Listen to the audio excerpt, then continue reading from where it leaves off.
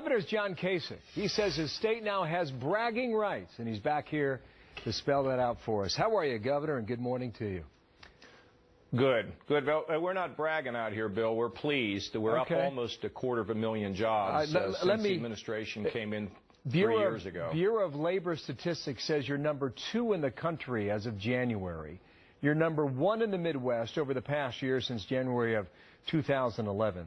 It ranks you number 5 in the country since January of 2011. I think that's when you took office, by the way. And number 7 in the nation in the past year.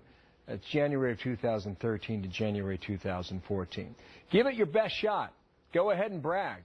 What's going on in your state, and what's Ohio doing right? Well, Bill, this is interesting because, we've seen this national economy, just not perform very well. And we all out here believe we have a simple formula. Balance your budget, which we have, coming from $8 billion in the hole. We now are running a surplus of $1.5 billion. That's like a $9.5 billion turnaround in 3 years, from the negative to the positive. And we're also cutting taxes all the time, because if you cut taxes, particularly for small business, it helps to create excitement. We've also privatized our economic development operations so they act like business people and not like bureaucrats. And we have simplified our regulations. So we have stability, and increasingly companies look to see where things are stable. If you look over in Illinois, for example, they don't know what they're going to do with their problems over there. And then companies look at Washington and they say, those folks can't do anything right.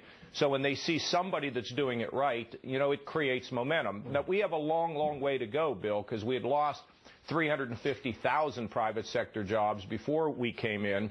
Now that since we've been in, we've almost grown by 250,000. So we still have a ways to go, but we think we're on the right track. And this is a good formula for others. One of your colleagues, Rick Perry in Texas, they make a big deal out of how he goes to California. He says, come to my state and open up your business there. Are you drawing more business into Ohio, or is your tax structure still preventative on that measure?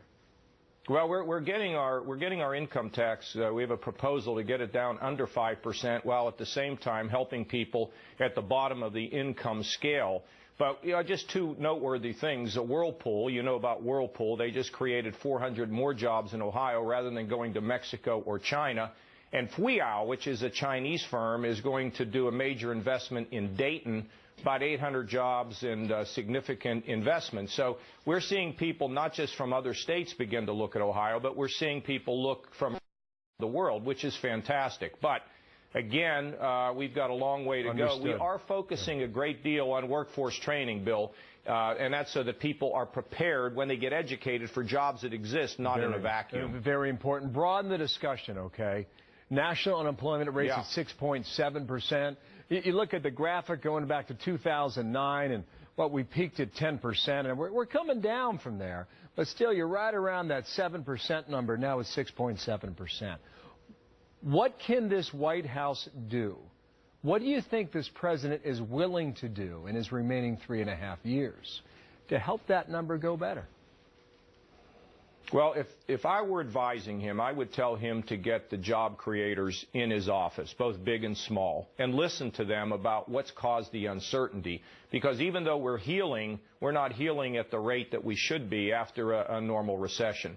And the problem is uncertainty, giant deficits. People don't even understand Obamacare. Even the people that can apply for it don't even know how to do it, and they don't know what kind of delays we're going to get. It's just been a whole series of uncertainty. Allowing companies to bring their profits from Europe back to America so they can invest here would be another thing that would be helpful. But he needs to listen to the people that make the job-creating decisions and start on that track. And he will get great results if he's willing to do it. This is not complicated, Bill, as to what drives an economy. One more thing. You mentioned Obamacare. Nancy Pelosi, we had a clip from last hour saying that this is a winner for Democrats in November.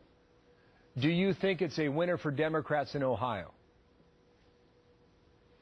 No, I don't. I think there's so much confusion. There's so much top-down, too much federal control, and no control of health care costs.